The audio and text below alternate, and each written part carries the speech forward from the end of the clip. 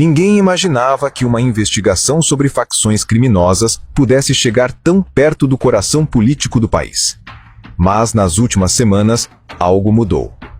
O clima em Brasília ficou pesado, e no Rio de Janeiro, o silêncio desconfortável entre certos gabinetes disse mais do que qualquer pronunciamento oficial. O que parecia só mais um inquérito se transformou no maior quebra-cabeça político do momento. E quando o público finalmente percebeu o tamanho da confusão, já era tarde demais. A Polícia Federal estava avançando rápido demais para que qualquer um pudesse fingir que nada estava acontecendo. Esse avanço abriu portas, derrubou narrativas e acendeu alertas que ninguém queria ver piscando. Mas essa não é nem de longe toda a história. Tudo começou quando o STF determinou que a Polícia Federal abrisse um inquérito permanente para investigar facções criminosas. Não era uma investigação comum, era algo muito maior. A ordem era clara. A PF precisava desmontar a estrutura financeira que sustentava grupos como o PCC e o Comando Vermelho, rastreando empresas usadas para lavar dinheiro, intermediários, contratos suspeitos e qualquer político ou empresário que pudesse estar servindo como ponte entre o crime organizado e a esfera pública. Relatos indicam que os primeiros passos da operação foram direcionados justamente para o núcleo financeiro dessas facções. E é sempre nesse ponto que a situação começa a desmoronar para quem tem algo a esconder. Assim que os investigadores seguiram o fluxo do dinheiro, conexões inesperadas surgiram. Empresas até então desconhecidas para o público apareceram recebendo repasses de organizações criminosas. Outras, supostamente limpas, foram identificadas como canais de lavagem. E dentro desse emaranhado, nomes que teoricamente jamais deveriam cruzar com esse universo começaram a aparecer em mensagens, relatórios e transações compatíveis com movimentações irregulares. Enquanto isso, nos bastidores de Brasília, um comportamento estranho chamava a atenção. Projetos surgiram no Congresso tentando justamente limitar o alcance da PF. Alguns proibindo certas operações, outros dificultando o confisco de bens das facções ou tornando quase impossível bloquear patrimônios usados para lavagem de dinheiro.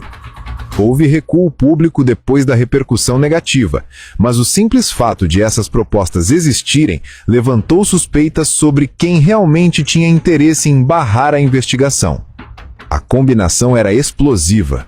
Um inquérito permanente avançando, figuras influentes tentando conter danos e uma série de coincidências demais para serem ignoradas. A cada documento analisado, a cada conversa recuperada, a sensação dentro da PF era a mesma.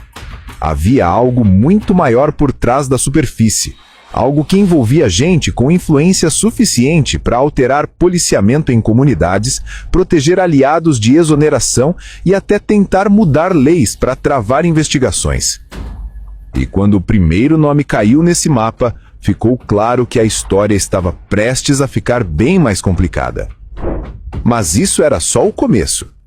O primeiro nome que entrou no centro das atenções foi o de Ciro Nogueira, líder de um dos partidos mais influentes no Congresso e figura-chave nas articulações de Brasília. Quando a investigação financeira avançou, a PF encontrou indícios de que uma empresa utilizada pelo PCC para lavar dinheiro vinha fazendo repasses para uma empresa ligada ao grupo político dele. Não era pouca coisa. Esse tipo de coincidência simplesmente não passa despercebido. E foi aí que tudo começou a ficar ainda mais estranho. Relatórios apontaram que um aliado próximo de Ciro havia viajado com integrantes do Comando Vermelho e do PCC, algo que, no mínimo, acendeu um alerta. A situação ficou mais tensa quando uma delação mencionou que dinheiro teria sido entregue diretamente a Ciro. Mas como a própria PF reforça, delações precisam ser verificadas. Falar não é provar. E isso vale para todos, tanto para quem acusa quanto para quem é acusado. Apesar disso, a pergunta continuava no ar. Por que repasses vindos de uma estrutura ligada ao crime organizado estavam chegando justamente a uma empresa associada a um dos políticos mais influentes do país? Seria coincidência? Um erro contábil? Uma relação indireta? Ou havia algo mais profundo? A PF, consciente de que delações podem ser frágeis, não pediu prisão nem buscou medidas extremas, mas intensificou a busca por provas materiais. Enquanto isso, a investigação revelou outro ponto sensível. A suspeita de pagamentos não era um caso isolado, mas sim parte de um padrão maior que estava começando a se desenhar. E dentro da própria corporação, a sensação era clara. O primeiro dominó tinha caído. E quando o primeiro cai, os próximos raramente ficam de pé por muito tempo. Enquanto a investigação nacional avançava silenciosamente, outra história dominou o país.